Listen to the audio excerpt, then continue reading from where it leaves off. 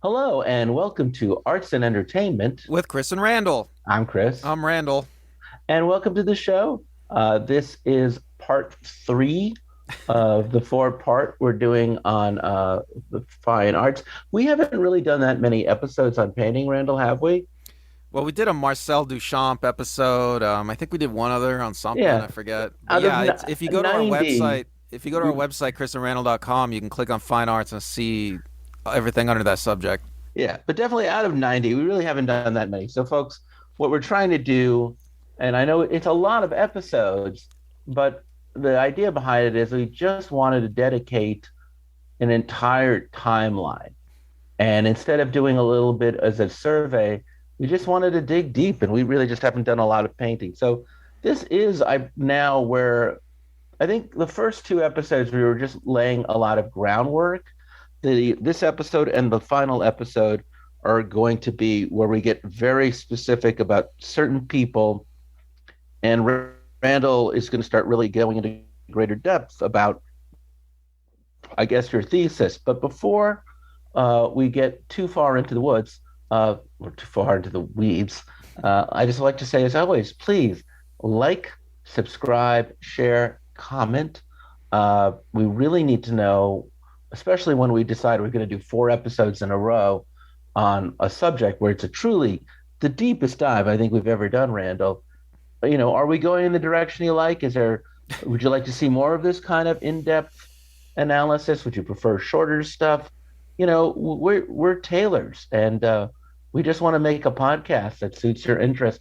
Randall, what's a great way to reach out to us? Well, check out our website, chrisandrandall.com. Various ways to reach us there. Our Facebook page for the show is people post there. I mean, it's Arts and Entertainment with Chris and Randall. Check it out on Facebook. Cool. Well, as I used to say on the TV shows previously on Chris and Randall, Arts and Entertainment with Chris and Randall, where were we covering, Randall?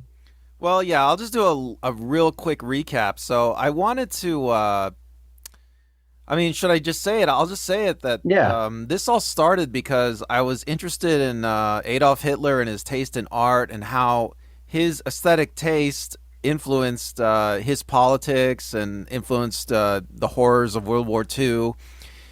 And tracing it all the way back, I had to figure out where modern art, abstract art, came from, and uh, and I made the case in the previous episode, I believe, Chris, where I made the case that abstract art was didn't come naturally to humans. It didn't come naturally to us, and we didn't really abstract art didn't really exist before the 1900s.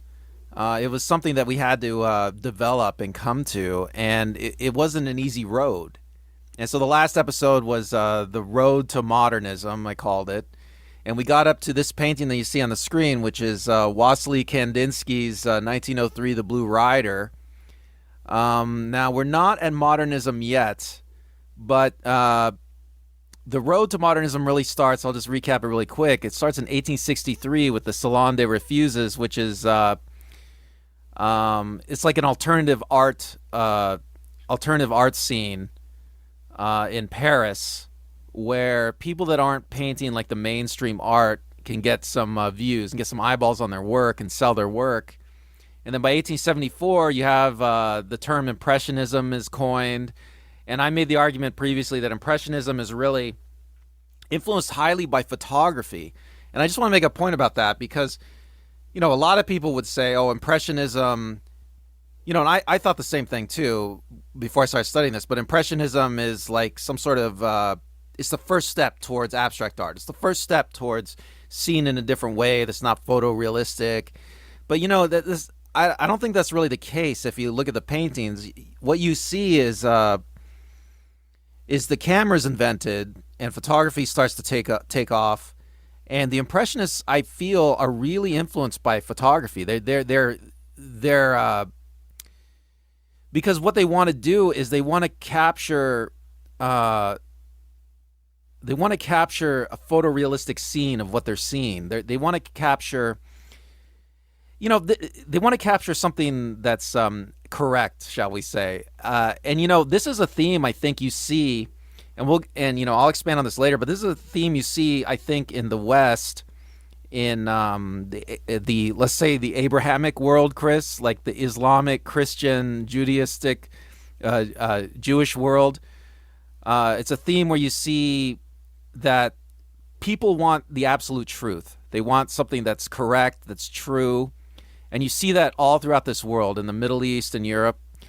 And so you see with the Impressionists, they're trying to capture reality in a much more correct fashion, okay? And so and you see this in a lot of places, but especially, I think, in Europe. And so the Impressionists kind of opened the door for seeing things in a different way. And I want to get to a moment, we'll get to it in this show, where the Europeans finally come up with abstraction. I mean, and the Europeans are more wedded, I think, to an absolutist way of seeing the world than anybody else in history. But the way of depicting figures, the way of depicting people in a realistic fashion, it begins in this part of the world. It begins in Egypt, I would say. And I don't have any. I wish I had some slides to show you, but the Egyptians really started perfecting like a way of displaying the human form in statues that was more realistic than anybody had ever seen before. And by the time you get to the Greeks and Romans, you see like an almost completely lifelike way of depicting the human form in statues. Okay, but going on from that, we get to 1903, and Wassily Kandinsky paints the Blue Rider. Hey, Chris, can you talk about the Blue Rider? I know you know a lot about this painting in Wassily Kandinsky. Well, Wassily Kandinsky, in his movement, and he is Russian, he is... Their expressionist movement, people like Kokoschka, and in Vienna, you're seeing around the turn of the century. Really, it's interesting because I think sometimes I think more about the Germany and Austria and less about Russia, but it is a very it's becoming in that period of time a very big thing to deal not with reality as we see it, but reality as we feel it. Expressionism is felt reality. So color theory starts to come into, I believe, actually Kandinsky is one of the leaders of the color theory movement. It ascribes qualities and attributes to color that are more symbolic or metaphoric. And it's very interesting if you who came of age in we really understand film and we understand cinematography, but cinematography is very much influenced by people like Wassily Kandinsky and the Blue Riders and the use of color for heightened tone. I mean, just take a look at this for just a moment and look at it. It's like almost like a comic book. There's like 5 colors, right? Brown, green, blue, a little white, a little pink, a little bit of goldish yellow, but it's very striking in that when you look at it, and this may not be the most reflective of the Blue Riders. I'm a big fan of some of the German ones who would follow after him, like Max Ernst, but it's not so much to say, hey, this is what something looks like, I'm reflecting reality back to you. But I'm like, this is what something feels like. I'm reflecting my way of looking at the world to induce an emotion. Right. It's you're trying to depict more of an internal state of mind rather than an absolutely correct external view of the world. And a highly subjective one at that. Well, yes, because an internal state of mind will always be subjective. But it is also somewhat terrifying. To me, it is somewhat terrifying, and I can't. Because you're a European, Chris. But I mean, and I'm just going to be like some very pop arty for a second. Does this put you in the mind, say, of Lord of the Rings or Star Wars? That you know what? I'm so amazed that you reference those things because I'm going to reference them later in a similar way. But yes, it's like we are getting to a place in aesthetics, shall we say, where people are trying to express things that don't really exist.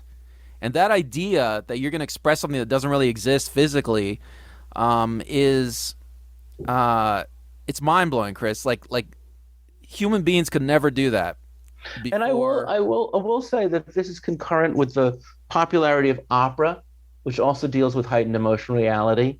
The beginnings of people like Schoenberg and the 12 tonal system. So you have atonality. So in almost many, and even experimental theater like Ubel Roy, which comes out the same year as this. But I can never remember the name of the French playwright who wrote Ubel Roy. But my point is, this beginning of the 20th century, emotions are the revolt to logic and reason, to reality and beauty, the disharmony and chaos. Okay, so this painting was highly influential. Kandinsky was able to turn this painting into a movement, and he started something called the Blue Rider Group, I believe it was called, and it was just a bunch of painters that wanted to try to experiment. And inspired by this very painting. Inspired by this painting, that's right. Okay, so let's go on to the next one. So this is Matisse from 1904. And if you remember, if you watch the last episode, you'll see that it has like it has pointillist influence, but you can see all the colors are off, right, Chris? So this is what you start to see as time goes on, is getting away from the Impressionists. People are starting to really think about color, and like just think about how we don't need to accurately depict the real world. It's like exactly what you said, Chris. We're going to depict something that is subjective, that only exists internally. We're going to make something new that doesn't even exist at all. Like, these colors don't exist in reality. Actually, it's very funny, too, because I was thinking about the fact that this is the period where they start taking black and white photographs and making them into sepia tones and infusing them with, pink, gold, brown, colors that are somewhat surrealistic. But it gives at least a black and white photo a different palette. You can see the Sorot pointillists in here as well. You know what, Chris? I never thought about that, but that makes total sense. It's like the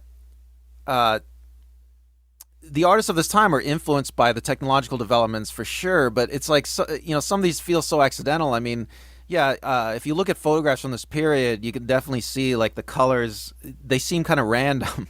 But it works somehow, right? Matisse is he's a educated painter. And if you are just going to if you look at the horizon points and you look at, it's almost like an L-shaped going from the foreground to the background, the composition is technically perfect. The way the placement of bodies, the island, the water, it's all very precise.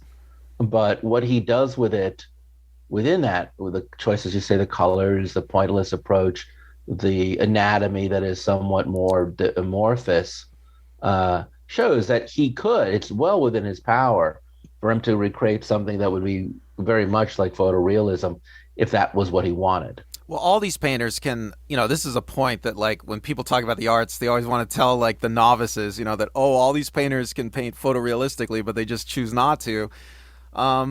But there's a deeper point to be made, because they are choosing not to because they are trying to get somewhere. I think they're trying to get to a different place with aesthetics than merely representing the natural world. Here, let's go on.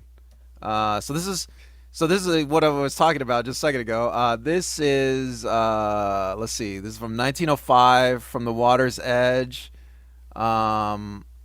So this is, I think this is the same painter, Matisse again. Wait, is it? Maybe not. No. But this is from the same era. Okay, and you can see how it almost looks like a photograph, right? Yeah, Bill in the web. I just want people to understand that, like, a lot of these paintings that I'm bringing up, that we're talking about in all these shows, they're on the cutting edge. They're not like the popular paintings of the moment, So, like, a painting like this would probably is a photograph by our standards today. I mean, right? I mean, if I even said, "Hey, here's a shot I just took by the lake house," you might actually believe that is a photo I took by the lake house on my iPhone. There's, look at the water and look at the light. I mean, It is a very, very accurate representation of reality. Well, this is the kind of thing that would be selling then. Okay, so now let's go now. I 19. actually really like it. I think it's wonderful, to Oh, be it's honest. beautiful. So this is 1906. Now in 1906, the term Fauvist, or no, the Yes. term Post-Impressionism is coined. Actually, the year before, Fauvist is coined. Now the Fauvist is like French for wild beasts, and critics, all these terms were made up by critics, and the critics called the Fauvist wild beasts because they just stopped caring about accurate colors. Okay, but I want you to notice though that even though they don't care about accurate colors anymore, they're still trying to make figurative art. They're still trying to depict something that exists in the actual world, even though they're not depicting it accurately anymore. They don't care about that. Well, I mean, even though there's an absence of figures, the Fauvist, is this another Matisse? This is, I think it's deranged. Andre Shari. de. Okay. Well, then again, but you can see again the depictions are when we were looking at Monet from 30, yeah, about 25 years ago. It's not a giant leap. Again, there's the fog, there's the water, there is the amorphous distance foreground with only certain particulars like the ships and the bridges highlighted again in simple brushstroke. All right, so this is another 1906 portrait of Madame Matisse. This is Matisse painting his wife, I believe. Yes, Madame Matisse. And you can see the colors are not very accurate. This is all the Fauvists started doing this. Picasso, of course, is very famous for this kind of thing. Is where you just don't care about accurate colors anymore. No, this shade of green that divides her face from left to right. But you can see it's still figurative. It's still Oh yeah, depicting something that exists in the real world. I mean, he's literally painting a portrait. the face is symmetrical. Or has a symmetricality of a real face. The neck has the real. The eyes look somewhat real. The ears, everything about it is within the realm of proportionality to a degree. Okay, so this is another 1906. This is a portrait. I think it's Robert Delaunay, portrait of another artist, de Metzinger. And you can see the pointillist influence, and you can see how the points are getting huge, right? It's like it almost looks like Yeah, tiles now, and the yeah, colors it does aren't look that like a accurate. mosaic. Yeah, Yes, but you can see the Fauvists or all these artists they're highly experimental this time, but still they're not abstract yet. They're not completely abstract. They're still painting figures. This is another one. You can see it's another Robert Delaunay, similar style. So this is a Picasso, right, Chris? This is Les Demoiselles d'Avignon. And you can see he's influenced. I think we talked about last episode. He's influenced by the is 1907. He's influenced by yeah. the African art. And you can see the different faces on each of these women. He's experimenting.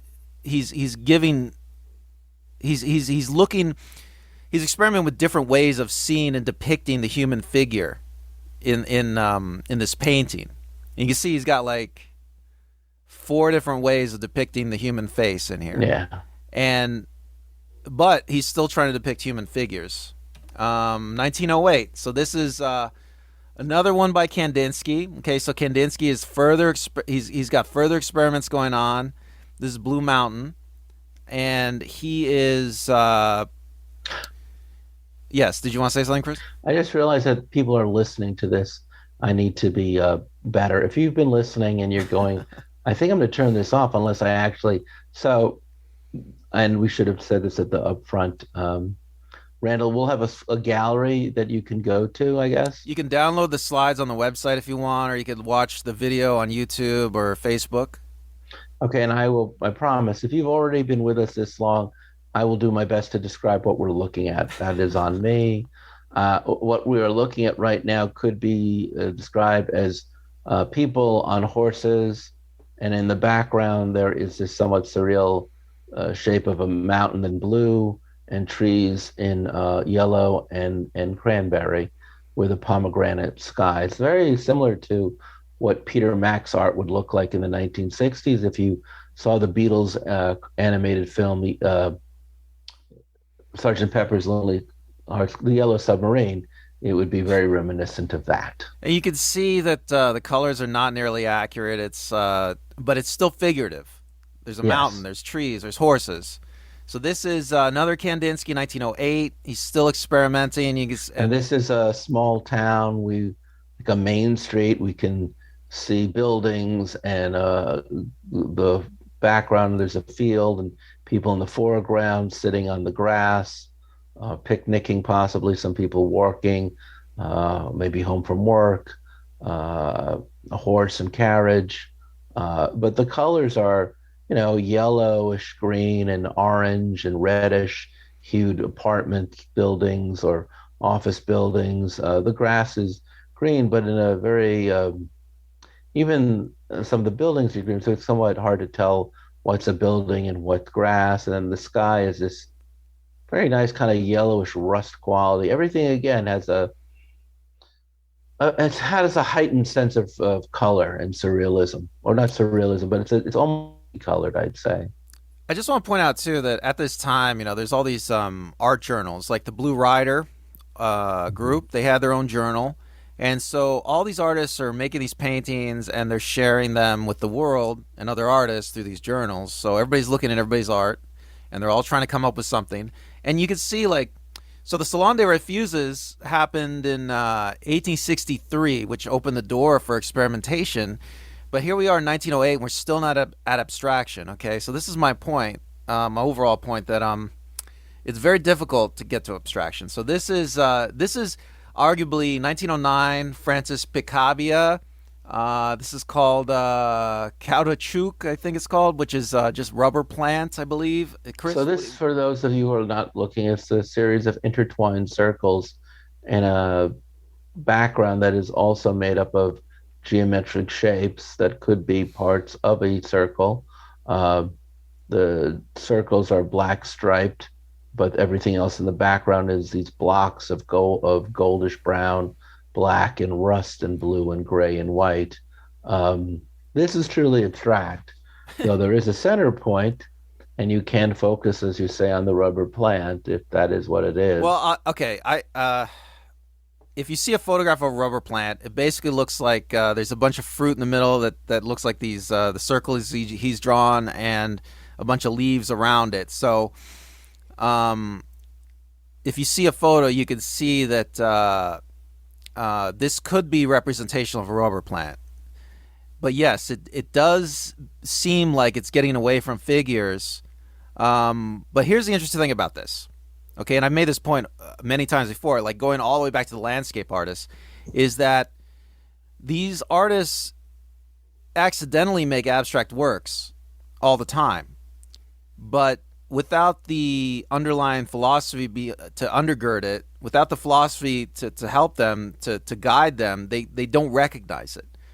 So if you look at Picabia's other works from this era, they're not even nearly this unrepresentational. They're not nearly this abstract. And I think Picabia's wife came out in an interview and said, no, that was representational. Because Kandinsky, is going to go on to defend his reputation. We're not there yet, but he's going to paint the first abstract. And no one really challenged him. But yeah, so again, this is like the abstract, this is like the landscape painters where they accidentally paint abstracts, but they don't realize it. Okay, let's go on. So this is 1909. No, I like this. This is a Mondrian, and you know Mondrian, right, Chris? Yes, Petit Mondrian. So he is going to become famous for painting abstract. Now, for those of you who are just listening, it's a series of horizontal brush strokes. If you look too closely, that's all you'll see. But if you take a moment to look at the composition of yellow, green, blues, and whites, it is, what does it say? Dunes from the beach? This is called View from the Dunes with Beach and Piers. And it does look like a beach. It does look like waves. It does look like waves splashing on the sand, but you do have to step back. I do have a feeling that if we were in a gallery and we saw this actual painting and stood about 6 feet away, that is when it would truly, all of these diverse lines and color stripes would start to coalesce into a much more easy to comprehend picture. Yeah, so it's still representational. No one has still thought, oh, I'm going to paint something that doesn't exist. I mean, it still just hasn't happened yet. But you can see they're getting close. So this one is another Kandinsky, 1909. Okay, this is called Train at Le Chateau. So this is a train. The train is in black. It is on a track which is somewhat green and gold. The background is looks like a small country town with some grass and fields, some houses in the background, some clouds. It's possibly night, given how much black there is. And again, much like the Blue Rider, this is very expressionistic. You can feel, instead of the blue now, it's really the contrast of the dark train, dark clouds, dark shadow against these very bright greens, yellows, and reds. And I want to point something out. It's been 6 years since the Blue Rider, since Kandinsky painted the Blue Rider, and it's taken him that long to get to this point. Okay, and you can still see it's representational. I like that purple stripe that somehow bisects the field with the train. And that actually is quite jarring, if only because it's the only purple in the entire painting, and it's very hard to know what it's supposed to represent. Yeah, interestingly, you can see when I was talking about the landscape painters, you can see it's like there's the sky, the landscape is it's dropping into abstraction just like they used to do. Like, what is that? Can you put your pointer on the purple line for the purple? Yes. Is that a lake? Is that a stream? What is that? It's definitely not emanating from the train, because we can see where smoke is coming out of the train, and it's connected to an orange thing that we do see some orange for a field, but that's just kind of like, I believe it might be a lake or a stream. Yeah, to choose it, but not to use blue, but to use purple, and only purple in that one point, forces your eye to their point of the painting, not any other. There's a lot of things going on in this painting that your eye should fall back there and not out in front by the house or the front of the train or the light or anything else. Really also shows you. I have no answer for that question. If someone does, please write a comment. This is beyond my abilities. All right, let's go on. So let's see. Okay, so this is 1910. This is another Kandinsky. Black and white people. What is this one called? Indian View? I think this is just composition 1. This is like something he just painted. Like, I think it might be a watercolor, something he painted not to be a serious painting. Just a bunch of people in collision with other people. It's well, you can actually see quite nice. You can see we're 7 years out, and this is a black and white. I think you see like feet and arms, and then full composition. It's certainly the most figurative thing we've seen. I think this is lost, this painting, but we have a black and white photo of it. So you can see it's like we're 7 years out from his Blue Rider, and he's still figurative. Let's go on. Let's see. And by the way, we're in 1910 now, and the term Cubism has been coined by another critic because he looked at some paintings, and it looked like the paintings kind of looked like they were made up of little tiny cubes. So he called it Cubism. Okay, let's go on. Okay, so is Egon Schiele. Schiele. And self-portrait, 1910. What do you see, Chris? Schiele. You know what, folks? We're not good at German, so I believe it's Egon Schiele, but it could be Schiele. Yeah, I'm a big fan of him. He is, he's coming up around the same time as Kokoschka, and he uses real models. But then after that, I mean, it is disturbing. It is a naked man who's very skinny, whose arms are larger, his hand is larger than his torso. His face is twisted in a certain kind of. It's hard to even say. It's very repulsive, and I mean that as a compliment. Very limited use of color.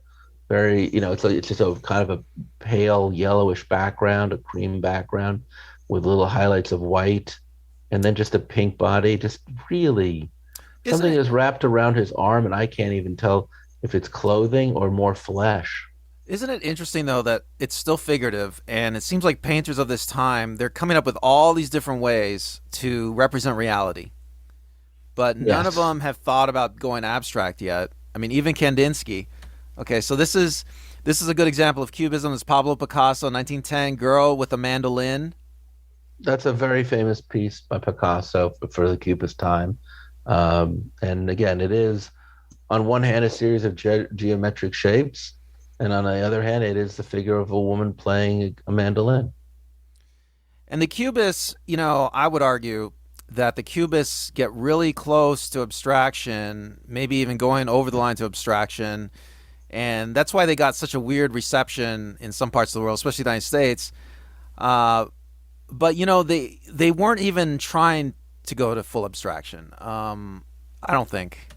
So now we finally get to what is possibly the first abstract painting of all time, Chris, in 1910. Okay, Vasily Kandinsky's watercolor, and this does look like a series of abstract illustrations of objects. He's using blue, red, green, but all against a white background with no particular sense of composition or space. Things are just kind of splattered in no particular manner.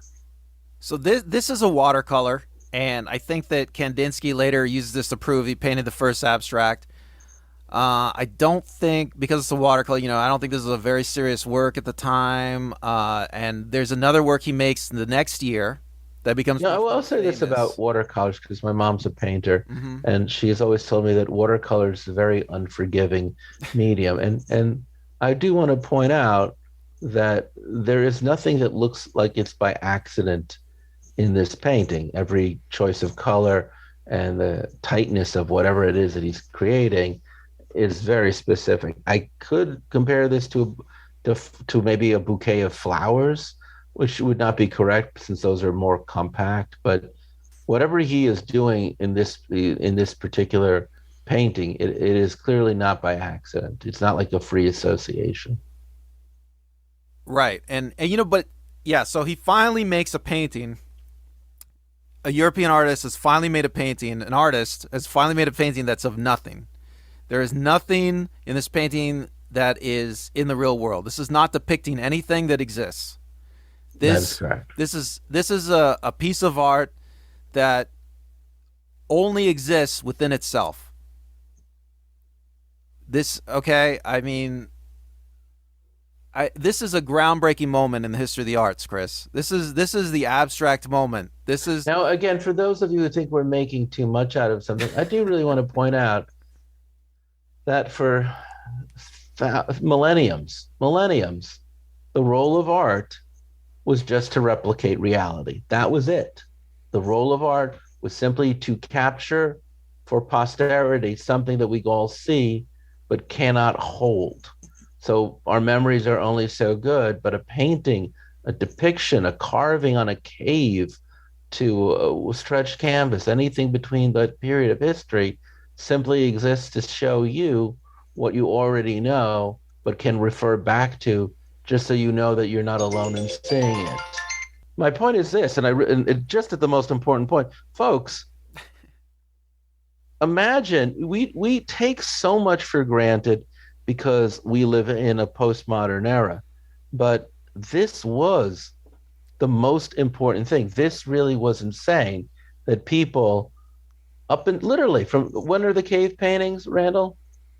Well, cave paintings go back hundreds of thousands of years, I believe. Right. So that was when they were painting what tigers, animals, hunters. Yeah, and I've looked at many, and I've made this point in other episodes. I've looked at many of these cave paintings. You don't see abstraction, I don't believe, Chris. No, because it was never the point of maybe doodling, but the point of creating real works of art up to this point, even what we've just seen right now, which is a filtered version of the world as we, the world with distortion, the world with feedback. But this is just a pure product of the mind with no apology. And that human beings should go from the dawn of civilization to 1910, 112 years ago, just going, okay, let me show you what a building looks like in its most precise form. Let me show you how I imagine a tree to be, to, I don't know, man, I'm just going to do what I'm going to do with color and shape and just see what it looks like. That, we today, all of us who came of age after 1910, which would not be my grandparents, but my parents were the first generations to go, oh, when I make a work of art, I don't have to replicate the tree. I mean, even as children, right?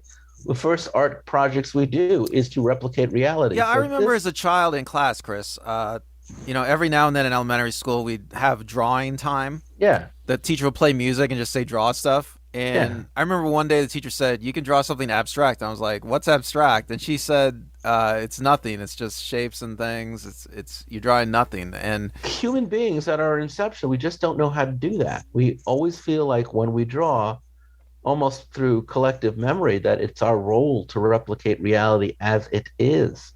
Well, yeah, it's not obvious, the concept. And so what you're seeing here is the birth of the modern world, right, Chris? I mean, this is what I would argue. This is the moment the modern world is born, right here, when Kandinsky paints this. Shall I go on? Please, this is the moment, folks. So two and a half episodes have led up to this. I just don't, in case you're wondering, what's your point? This is our point, folks, that it really was something as bizarre as one man 112 years ago going, I don't have to do a tree, or certainly don't have to do a tree that looks like a tree, that feels like a tree, that's my interpretation of a tree. Nah, I can just kind of do random stuff with watercolor, a very unforgiving medium. So please understand that each particular thing we're looking at took a lot of time and control to create. He didn't just whip this off randomly. This is several hours to several days to possibly several months. Well, it took him really hard work. It took him years from the Blue Rider painting. It took him but just a singular composition. 7 years. That's what I'm saying. This composition was not dashed off in 5 minutes. It may look, by our modern sensibilities, because it fails to replicate reality, as something you could just do. But I would dare anyone to work in watercolors and try to produce anything where each particular object has such particular definition and shape. And even though you may think there's no composition, there is distance and positioning between every single thing. There's a lot of thought that went into this, but how do you put a lot of thought and detail into depicting something with no reference point? This is the first time that we really see art made with no reference points. Yeah, and I just want to point out, too, that so this is 1910. The Salon des Refusés took place in 1863. So it basically took the European artists 48 years to get to this point. Or humanity, 10,000 years? Yeah, it took humanity many thousands of years. But for the European artists who have a whole industry of art, they're selling art, they're making art. Alternative art is started in 1863, and it takes them 48 years to figure out how to do this at all. I mean, this is how difficult it is to get to this moment. So now that we've opened the door, we've had the abstract moment. I just want to show the audience now. We're going to end this show by showing the audience what it opens, what happens now. Now that modernism has been born. Boom. So boom. So this is another Kandinsky in 1910, and you can see that he still goes back to figurative. I mean, he's not exactly. This is like a factory with weird colors. But let's go on. So this is Composition 5, Kandinsky, 1911, and I think this is the most famous abstract. The first most famous abstract. This is an oil painting. This is the first one that really gets a lot of people's attention, that really gets famous. So do you want to say anything about this one, Chris? Okay, folks, those of you who are listening, this is so abstract that I cannot even describe it, so I apologize. It represents nothing. There's nothing represented. It's geometry, it's shape, it's color, it's line. It's possible there are hidden things in it, but it's also just as possible that that's the mind searching to make order out of nothing. Uh, yeah, this is abstract art, pure and simple. All right, let's go on. So this is another Kandinsky of 1911. This is called Picture with a Circle. And you can see he's starting to play around with geometric shapes. I mean, there are circles with some dots. I mean, it's not... I mean, a child might say that's a face. A child might say, what we're looking at is a couple of faces, but it's, to me, just circles, lines, and colors. And that's the best way to describe it for those of you who are listening. Circles, lines, and colors. Okay, let's go on. So this is... there's your buddy, Marcel Duchamp. We talked about this in an earlier episode. Yeah, we talked about this in an earlier episode. Duchamp, Nude Descending a Staircase, 1912. This painting became famous in America because it was at the Armory Show, which was okay. So if you're listening, I'm just going to tell you right now: hit pause, go to Google, type in NUND Descending a Staircase, Nude Descending a Staircase. I know you're going to see some crazy stuff, so you might want to also add the word in Duchamp. How do you spell Duchamp? Duchamp, like it sounds. Okay, because otherwise you might get a lot of Pornhub stuff. But this is, and this is motion and movement. This is figurative. If you could make the argument, because it does capture something from our reality, but it transposes it in such a very surreal, unnatural way that you're really looking at two different things at once.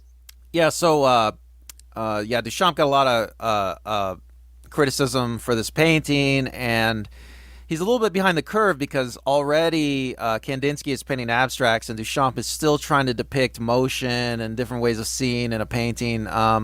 He's still figurative, but Duchamp, he goes far beyond Kandinsky eventually. So to like a lot of artists. Let's go on. So this is 1912. This is František Kupka.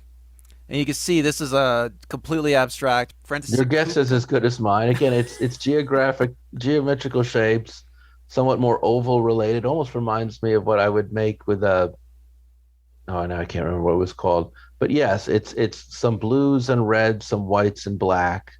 It's like an Etch-a-Sketch almost.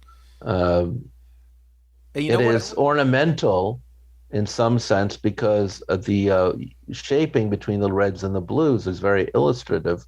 Same with the black and the whites. There is, again, if you really think about how this was composed, they probably put tape over stuff so that you could paint the blue and then you have space to make the red, and same with the white and black. There's a lot of thought that goes into this.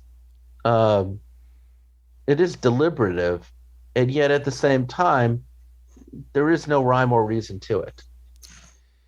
Hey, you know what else happens in 1912, Chris? World War... Oh, sorry. A Princess of Mars, written by Edgar Rice Burroughs, that starts to be published in All Story magazine. Oh, wow. Are you familiar with that work? Edgar Rice Burroughs, John Carter, Warlord of Mars, yes. So...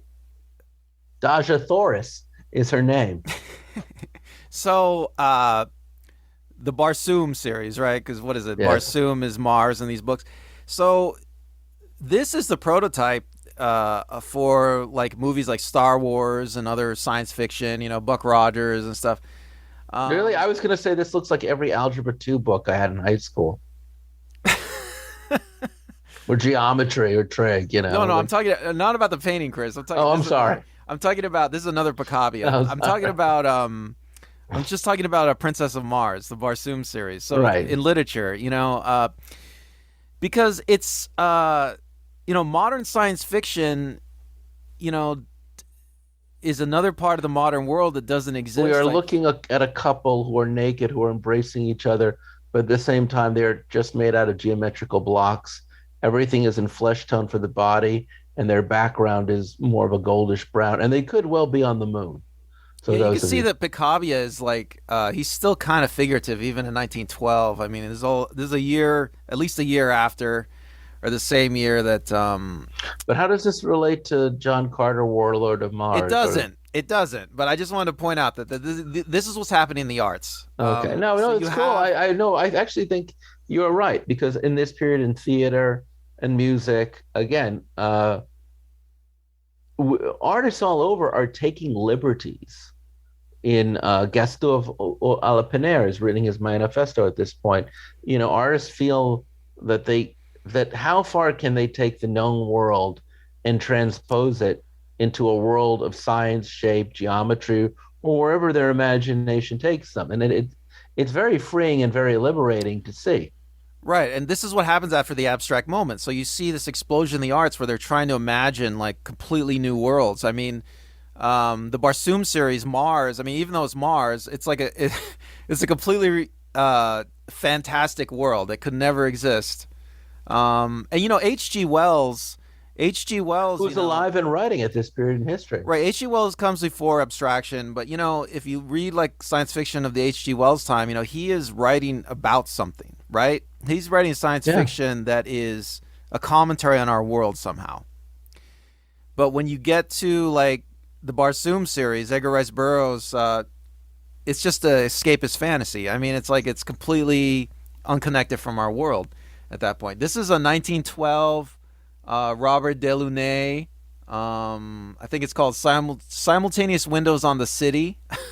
And again, geometrical colored shapes, but it is like a frame.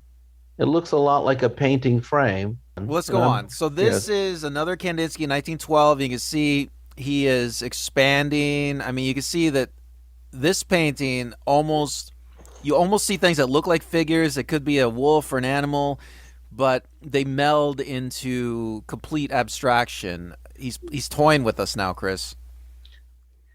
He is, and this is, again, if you can't see, if you're listening, it is just, again, a series of abstract shapes and colors. There's like a reddish bull. So here's another, this is 1913, Morgan Russell, Cosmic Synchrony. And you're starting to notice that the rainbow colors, so certain colors are becoming far more prominent: reds, rusts, greens. These are really, for lack of a better word, ugly colors. And I don't mean that as a put down. I mean that, you're starting to see colors that are not pretty. You're starting to see very vibrant colors or very dark colors. And the contrast between these colors are not what you'd call traditional color contrasts. But they, again, much like the Blue Riders, they create a tone and a feeling and a mood, and not a very pleasant one. Well, you got to think, too, what are the abstractionists trying to do? They're trying to create a universe, a world that exists only within the painting. Yes. And so every color has to mean something intrinsically. Shapes have to mean something intrinsically, and all these painters are coming up with different systems for that. But yeah, it's like a... It's nothing that ever happened before. They're using the play words of science. Synchronicity is a science term.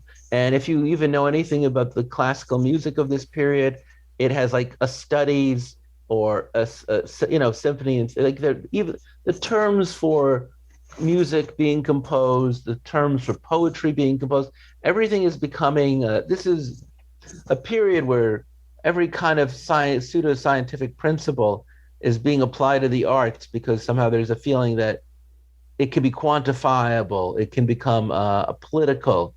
This is a very big time of political upheaval in the world, in Europe at this period in history. Well, I think this is an interesting point. Art is going hand in hand with that. Yeah, I think this is an interesting point you're making, because there's a lot of other things that are going on right now that signal the end of the European mindset, I would say. Is like, so what's happening is this idea that there's an absolute truth is like starting to chip away, and you have, and we'll talk about this in the next episode more, but you have like these different groups founded that are searching for like some deeper truth to the universe, such as Theosophy Society.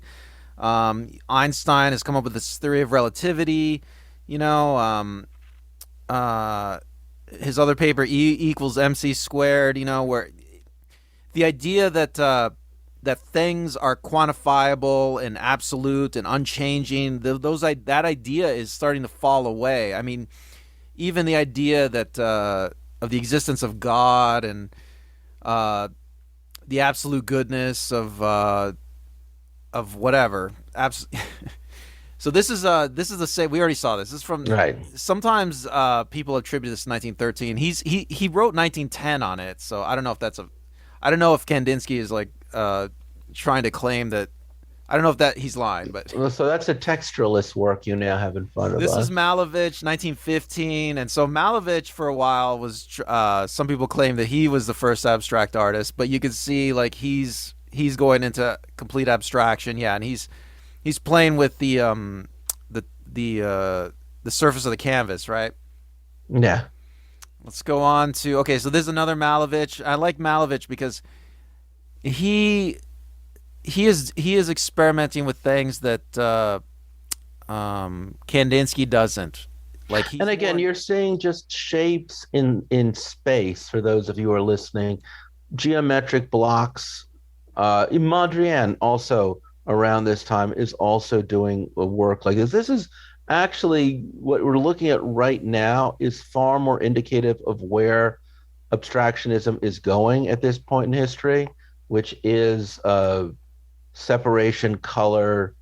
Yeah, I'm sorry, I didn't mean to take so much time on it. Yeah, and you can see like how other artists are starting to really get influenced by Kandinsky and going beyond Kandinsky. Another thing that's happened now is 1914, World War I has started, and I just want to point out World War I. World War I starts as a traditional war, like the kind of war that humans have had for thousands of years, where you have two armies line up, and then they're going to start fighting each other, right? Well, it was referred to as the Great War, the war to end all wars. And right, but it's considered a turning point.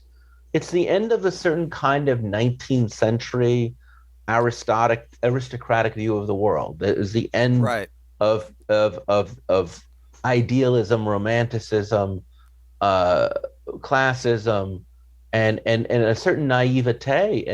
Exactly. And it's also the failure of science, you could argue, or the arming of science. So the weaponization of science. So this is going to make a humongous shift in the world of art. This will change art profoundly. Right. Because of the machine gun and other killing technologies, it's quickly discovered that you can't fight wars the way you used to fight them. You have mustard gas, you have trench war, men getting slaughtered in infantry thanks to the machine gun. Right. Okay, let's go on to... Okay, so this is another great Malevich, 1915. It's basically just a black circle on a white canvas, right? Could not describe it better. And what's great is the circle is not in the middle, all right? It's like off to the corner. All right, let's go on. So here's another Malevich. It's like a square within a square. It's and the square within the square is not very centered. Okay, now here is 1921 Monument to the March Dead. I'm not sure who made this one. This is it is something you would never seen before the abstract moment, I would argue. It's interesting too, because if you look at contemporary monuments, go look at like the one for the World Trade Center or anything, they tend to follow along the footsteps now. All the 20th century up to today, when we do monuments, tend to be abstract. Whereas if you look at monuments right up through World War I, they're often, Greek influence, classical influence, they're statues, but they're very, very traditional. This is just what we're looking at here is, I believe it poured concrete of some sort with what could be almost a lightning bolt and maybe a pyramid, some triangles, but it's completely devoid of any particular point of view. Yeah, and there's a certain feeling you get when you look at works that are quote unquote modernist, right, Chris? It's like they seem different than the things that came before. There's the abstract moment is like this boundary, this dividing line, this wall. You can always see when modernism begins, because when you look at that, there's no soldier standing there, or there's no Lady Liberty. There are no people to inform you what you're observing. You actually don't know from the distance what this commemorates, because because whatever this means to the artist is lost upon the viewer. And I don't mean that as a put down. I just mean that the artist didn't feel a need to communicate that to the viewer. But but would you agree with me, Chris? And the dividing line is stark between the ancient world and the modern world. And World War One really is, it splits it in half and it never repairs. Okay, let's go on. So this is Adrian. Sur le pit le maison. Can you imagine, beautiful work.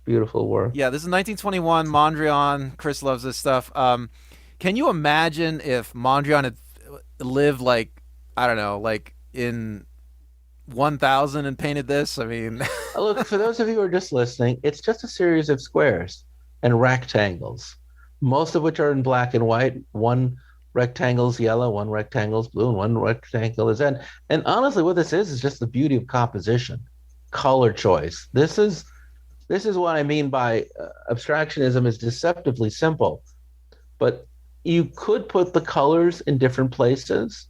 You could make the shapes different shapes, but it's just the brilliance of trying to just take simple configurations and figuring what is the most pleasing way of assembling it that is arresting and developing. That's a genius. And okay, and a couple of years before this, in 1919, the Bauhaus is founded in Germany by Walter Gropius, who's an architect. Bauhaus is German for building house, and it was an art school. And it ran until 1933. There is a great book about that called From Our House to Bauhaus. We can put a link on it because I cannot remember the name of the author. It might have been Tom Wolfe, but it might be wrong. But if you want to learn more about how Bauhaus has influenced us, that is the book to read. Yeah, and I'm about to show you some slides from Bauhaus designers, and they were trying to redesign everyday objects, and you will see that they pretty much create the modern world, the world as we envision it today. And guess who hated these people, Chris? Oh, Hitler, of course. Hitler and the Nazis. And and I'm about to show you some slides. Hold on, but I want to give you the name of the author in case you're just listening. It is From Bauhaus to Our House by Thomas Wolfe, the same man who wrote The Right Stuff and Bonfire of the Vanities. So that is Tom, new word, Wolfe. He is not really an art critic. He is really an essayist and an observer. And you do not need to know anything about art. You can know less than we do easily, or more than we do, and you will find it to be just a very entertaining and informative observation on what we're covering today. And guess who? Well, the Bauhaus, Walter Gropius, who founds it, he taps the shoulders of a lot of artists to come in and contribute. Guess who one of them is? Is our favorite Kandinsky, who invents abstract painting. Okay, so let's go on. So look, what do you see here, Chris? I see an IKEA lamp. If you look at this today, you'd say, oh, that's just a lamp. But back then, this was revolutionary to make a lamp that looked like this. I mean, this is where contemporary industrial design begins. This is 1922, yeah. So this is a commonplace lamp to us today. It's just an office lamp in black with a little bit of gold trim. Right. And this is this is from 1923. This is a cover of, I think, a Bauhaus catalog, perhaps. Yes. The font is great in this. This is the Bauhaus font. You have this font on you guys, you can reproduce this font on your Microsoft Word like this moment. And this is where the font was born. The shape was born. But look at the lines and the word. The font. I mean, the thing is if there's a face in there if you look carefully. Yes, if you looked at catalog covers of magazines and books before then, you would see like the nice illustrations, and everything was representational. This is like almost totally abstract, right? It is. It's very clever. If you grew up in the 80s, the style from like some of your record albums, because there was a great revival of this style in the 80s. It's just wonderful what red and black and the lines can do. And I'll say something else interesting about this modern Bauhaus style is that it almost has destroyed the traditional styles, right? I mean, after the Bauhaus, how can anyone go backwards and make like a Victorian era cover, right? And Nobody we will does. do an entire episode on Bauhaus, I promise. So forgive us if we just go too quickly, but Okay, this is some kids' toy blocks designed by a Bauhaus designer, 1924. You want to say available anything? at Target. Yeah. Well, yeah. I mean, you look at something like this today. I mean, this looks like something you could go to the store and buy, right? Kenner Play School, absolutely. Right. Okay, let's go on. Okay, so this is the exterior of the Bauhaus school. Now, I just, I, ju- I mean, my opinion is, I look at this and they design. This was specifically designed by them. My opinion is, I look at this and I see how modern buildings look. Right. The facade is almost Yes. entirely glass. They're very clean lines. There's no This is the ornamentation. beginning of really, I mean, this is a field of architecture, gets a little confusing, but yes, this kind of clean industrial architecture really, for the most part, gets its start here in the Bauhaus movement. And you can see that even the word, I mean, words become art too. The sign, the Bauhaus, has been made into a gigantic font of And letters. notice how geometrically perfect each line, the A matches the shape of the B, the U to the H, everything is very, very precise as far as width. There is no word really occupies more space than the other word. Okay, let's go on. So this is That's a Barcelona chair from the Barcelona World's Fair. Uh, I forgot the famous designer of the Barcelona chair. is it Oh, Brewer? Brewer, yes. And again, you can get this at Design Within Reach. These were designed in 1925, but I'm sure that most people that would see this would say, "Oh, those are like." Your parents own this chair. I'm serious. Go ask them. They would It's probably say, in the attic. but you could see furniture like this anywhere today. This is commonplace furniture today, wouldn't Hey, you go say? to IKEA. I'm serious. IKEA has this in three different colors. Uh, you can do this. It's the same with that lovely desk. That is all available today at IKEA. All right, let's go on. This is a 1925 Bauhaus chair. Yep. It looks kind of uncomfortable, actually. Maybe it's a step stool. I don't I think know. it's a step stool. Okay, let's go on. Here is another Bauhaus cover. You can see how modern it looks. I mean, even though this is hand illustrated, it almost looks like it was generated by a computer, right? Somebody sat Yeah. down and made it in Photoshop or something. This is 1925. Yeah. Actually, this is let's see. Oh, this is actually a blueprint for a stage, I think. Yes, Maybe they it's did just a the. lot of stage design. Okay, let's go on. Okay, what do you see here? This is 1931. This is a It's a clock. clock. I mean, I don't know. I don't know. It looks modern, doesn't it, Chris? It looks like something out of our world.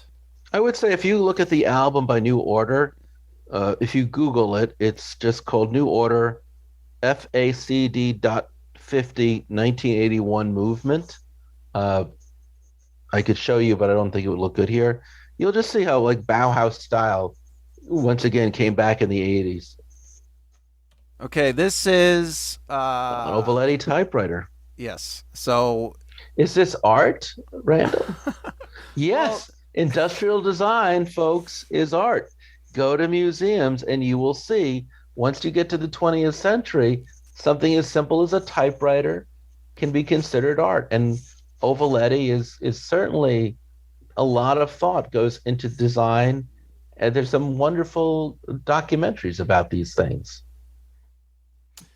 well, I think that brings us to the end, Chris. So what we've seen is the birth of the modern world that starts in 1911, shall we say, with Kandinsky's painting, and I want to say other things that have influenced. Okay, so you're talking about like the Bauhaus had a huge influence, but in 1929 you have the Buck Rodgers comic strip that comes out.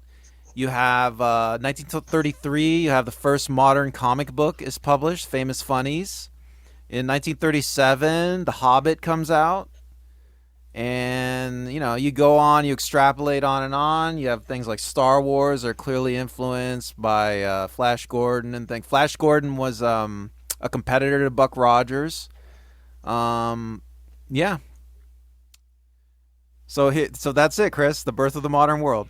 And with the birth of the modern world, a redefinition of what is art, as because now we live in a world where industrial design is a form of art, architecture is considered a form of art, non-figurative work is considered a form of art, and all of this really can be attributed on some level or another, Randall, as you pointed out, to the 19th century, to the rise of photography, to movements like Impressionism, Expressionism, emotional, all of the Fauvist movements.